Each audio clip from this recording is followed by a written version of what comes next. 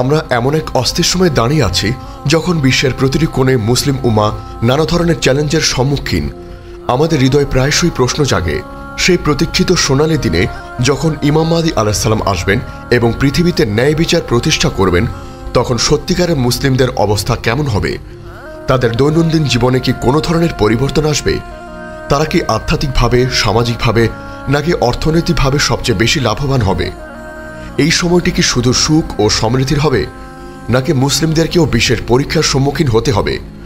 যদি আপনি এই বিষয়ে হাদিসের সঠিক ও বিস্তারিত জ্ঞান না রাখেন, তবে হয়তো আপনি এই মহৎ সময়ের মর্যাদা এবং মুমিন হিসেবে আপনার করণীয় সম্পর্কে স্পষ্ট ধারণা পাবেন না।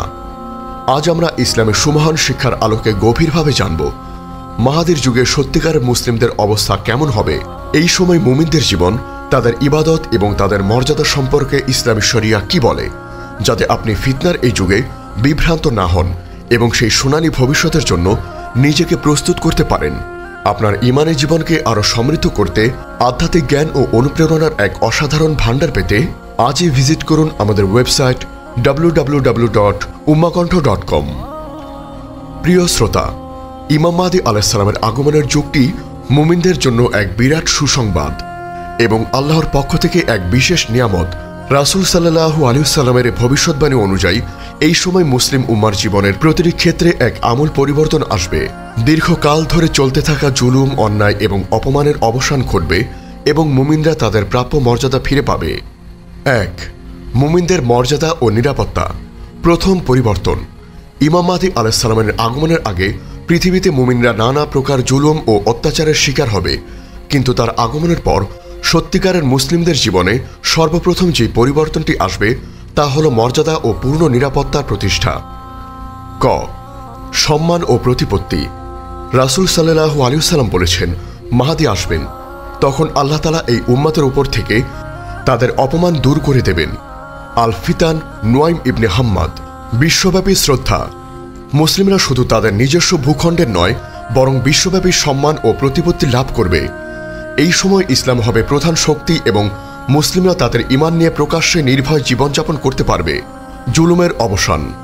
সকল প্রকার রাজনৈতিক, সামাজিক বা অর্থনৈতিক জুলুমের অবসান ঘটবে। কোনো মুমিনকে আর তার ঈমানের কারণে বা তার ইসলামী পরিচয়ের কারণে ভয় পেতে হবে না। খ. চরম নিরাপত্তা। মাহদী আলাইহিস সালামের শাসনামলে নিরাপত্তা এমন পর্যায়ে পৌঁছাবে যা মানব ইতিহাসে বিরল।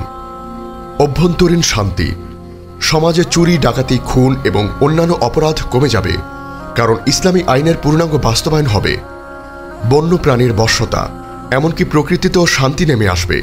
হাদিসে এর এক রূপক বা আক্ষরিক অর্থ এসেছে যে হিংস্র পশুরাও মানুষের ক্ষতি করবে না। এটি প্রমাণ করে যে আল্লাহর রহমতে পৃথিবী এমন এক নিরাপত্তা ও শান্তিময় পরিবেশ সৃষ্টি হবে যা মুমিনদের ইবাদতে মনোযোগী হওয়ার জন্য অপরিহার্য। 2. ইবাদতের অবস্থা ও আধ্যাত্মিক উন্নয়ন। দ্বিতীয় পর্ব। মাহদী যুগে সত্যিকারের মুসলিমদের জীবনের মূল কেন্দ্রবিন্দুতে থাকবে আল্লাহর ইবাদত। যখন দুনিয়াবী ঝামেলা বা আর্থিক সংকট দূর হবে, তখন মুমিনরা স্বতঃস্ফূর্তভাবে আল্লাহর দিকে ঝুঁকে পড়বে। ক. একাগ্র ইবাদত, খুশুখুজু। ফরজের প্রতি মনোযোগ। 5 ওয়াক্ত সালাত, সাওম, জাকাত এবং হজ, এই ফরজ ইবাদতগুলো পূর্ণ খুশুখুজু অর্থাৎ একাগ্রতার এবং সময়ানুবর্তিতার সাথে আদায় করা হবে। জামাতের সাথে সালাত আদায়ের হার সর্বোচ্চ পর্যায়ে পৌঁছাবে। নফলের আধিক্য। মানুষ দুনিয়ার চিন্তা থেকে মুক্ত থাকায় নফল ইবাদতে অনেক বেশি সময় দেবে। তাহাজ্জুদের সালাত, নফল সাওম এবং কোরআন তেলাওয়াত সমাজে ব্যাপকভাবে বৃদ্ধি পাবে। ইবাদত হবে বিশুদ্ধভাবে আল্লাহর জন্য। লোক দেখানো বা দুনিয়াবী কোনো স্বার্থ থাকবে না। খ. সুন্নাহের পুনরুজ্জীবন। ইমাম মাহদী আলাইহিস সালামের অন্যতম কাজ হবে রাসূল সাল্লাল্লাহু আলাইহি ওয়াসাল্লামের সুন্নাহকে পুনরুজ্জীবিত করা এবং সকল প্রকার বিদআত ও ভ্রান্ত আকীদা থেকে উম্মাহকে মুক্ত করা। ধর্মীয় ঐক্য। মুসলিম উম্মার মধ্যে বিদ্যমান সকল মাযহাবী ও মতপার্থক্য দূর হয়ে যাবে। মানুষজন এক কাতারে এক নেতার পেছনে ঐক্যবদ্ধ হয়ে আল্লাহর ইবাদত করবে। এই ঐক্য হবে মুমিনদের জীবনের সবচেয়ে বড় সৌন্দর্য। খ.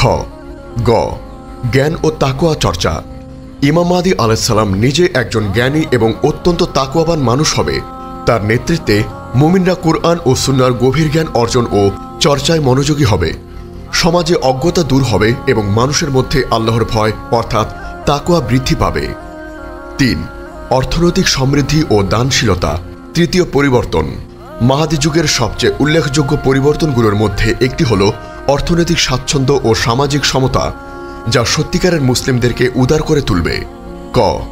সম্পদের প্রাচুর্য। হাদিসে এসেছে, মাহদি আমার উম্মতের মাঝে আবির্ভূত হবে, সে 7 বছর থাকবে। এই সময় আল্লাহ আসমান থেকে তার জন্য প্রচুর বৃষ্টি বর্ষণ করবেন এবং জমিন তার সকল ফসল উৎপন্ন করবে। সে সম্পদ সুষমভাবে ভাগ করে দেবে। সহিহ মুসলিম। ইবনে মাজা। দারিদ্র দূরীকরণ।